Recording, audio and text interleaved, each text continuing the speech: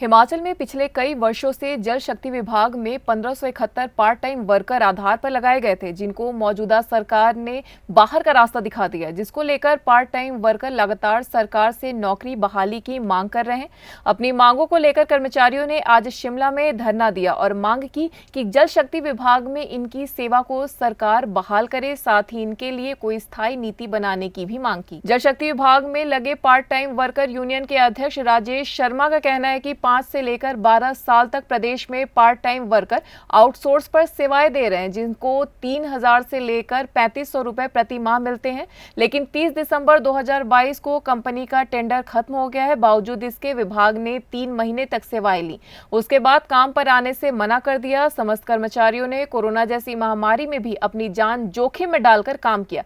बावजूद इसके अब सरकार ने बाहर का रास्ता उन्हें दिखा दिया है। कर्मचारी ने सरकार से मांग की है कि उनको किसी नीति के तहत काम पर रखें और उनको 7 से 8 हजार तक मानदेय दिया जाए। ऐसा न हो कि सभी बेरोजगार युवाओं को एक साथ आत्महत्या करने को मजबूर होना पड़े। News desk N1 live. Sir, हमारी मांग सर्वप्रथम ये है कि एक तो हमारी नौकरी जो है दिसंबर 31, 2022 को जो इन्होंने हमें निकाल दिया गया है।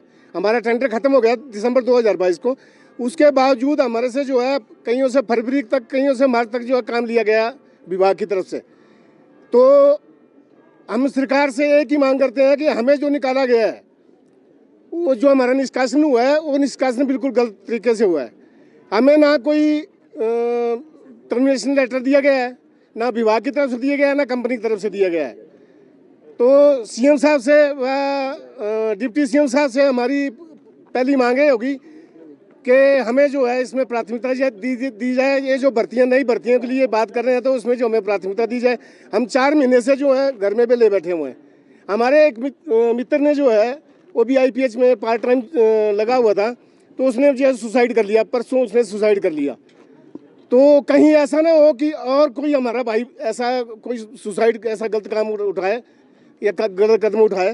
तो आप लोगों के माध्यम से, मैं मीडिया के माध्यम से श्री सुखविंदर सिंह सुक्खू जी से व जल शक्ति मंत्री श्री अग्निहोत्री जी से रिक्वेस्ट करना चाहता हूं कि हमारे जितने भी कर्मचारी बंधु हैं, इनको दोबारा जो है नौकरी पर रखा जाए और हमें प्राथमिकता दी जाए। हम 11-12 साल से जो है नौकरी कर रहे हैं इस विभाग में। हमने कोरोना काल में जो हमने इतनी ड्यूटी दी, जो रेगुलर इम्प्लॉइज होते थे वो घर में बैठे होते थे।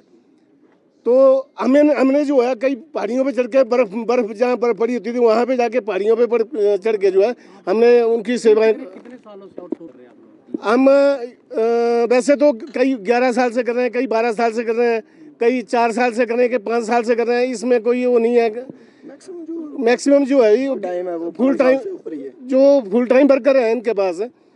इसमें इन्होंने फुल टाइम वर्कर जो हमारे साथ भी भर्ती की, वो भी जल्द, जिसमें शिमला क्लीन बिल टेंडर थे, उनको नहीं निकाला गया।